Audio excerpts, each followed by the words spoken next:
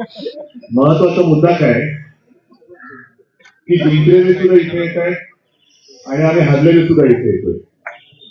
थोडक्यामध्ये या निकालावरती ना हरलेल्यांचा विश्वास आहे ना जिंकलेल्यांचा विश्वास आहे. जिंकली तो विचार करतात त्यांना धक्का आपण जिंकलो कसं आणि आम्ही हरलो, आम्हाला धक्का बसला आणि हरलो कसं. याचं कारण स्पष्ट आहे की जे आता आमच्याकडनं आपण वधून घेतलं की सत्यमेव जयते, आता सत्तामेव जयते आणि त्याच्या विरोधात आपण उभे राहिलेलो. ठीक आहे, आताची सुरुवात आहे.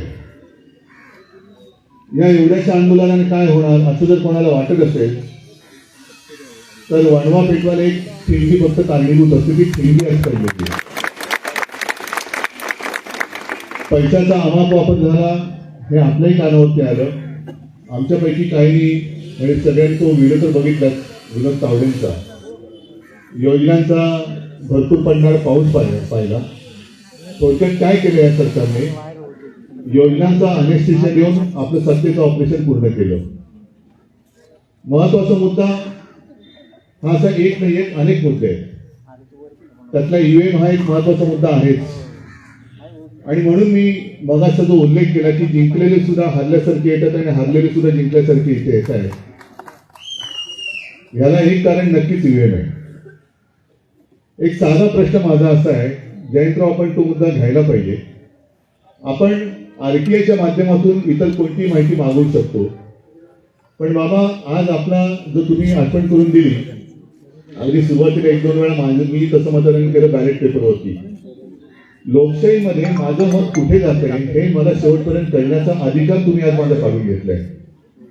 मग कोणीतरी म्हणेल की तिकडे तुम्हाला ती रिसिप्ट दिसत नाही का? रिसिप्ट दिसते, बरोबर आहे. मग ती रिसिप्ट दिसल्यानंतर किंवा काय त्याला म्हणायचं व्हीव्हीपॅटवरची ती दिसल्यानंतर जेव्हा आम्ही पुन्हा फेर मतमोजणीची मागणी करतो तेव्हा ती मोजणी का नाही जात? मग व्हीव्हीपॅटवरची जी निशाणी आहे किंवा त्या ज्या काय रिसिप्ट येतात त्या सुद्धा तुम्ही मोजा ना. कारण मी माझं जे काय मत देतोय ते तुम्ही मला तिकडे दाखवताय, पण आतमध्ये रजिस्टर कसं होतंय हे काही कळत नाही. ते कळायला मला मार्ग नाही. आणि त्या यांचे पती यजमान निर्मला सीतारामन यांनी अत्यंत सोप्या भाषेमध्ये सांगितलं कल्पना प्रभाकर की त्यांनी सांगितलं की जी काही 76 लाख जवळपास मतं ही शेवटच्या तासात वाढली, सरासरी काढली, कारण ते मोठे गणितज्ञ आहेत. एवढ्या 76 लाखांची जर का सरासरी काढली तर महाराष्ट्राच्या प्रत्येक मतदान केंद्रावर किमान 1000 लोकांची रांग पाहिली. मला कल्पना नाही आपल्यापैकी किती लोकांनी शेवटच्या तासामध्ये 1000 लोकांची रांग बघितली. कुठेही तसा फोटो आला नाही, काही नाही.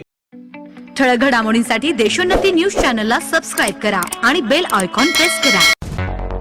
मुंबई, पुणे, नागपूर, मराठवाडा असो का विदर्भ, राजकीय, सामाजिक, शैक्षणिक क्षेत्र असो का क्रीडा, सर्वच घडामोडीचे विश्लेषण पाहायला विसरू नका.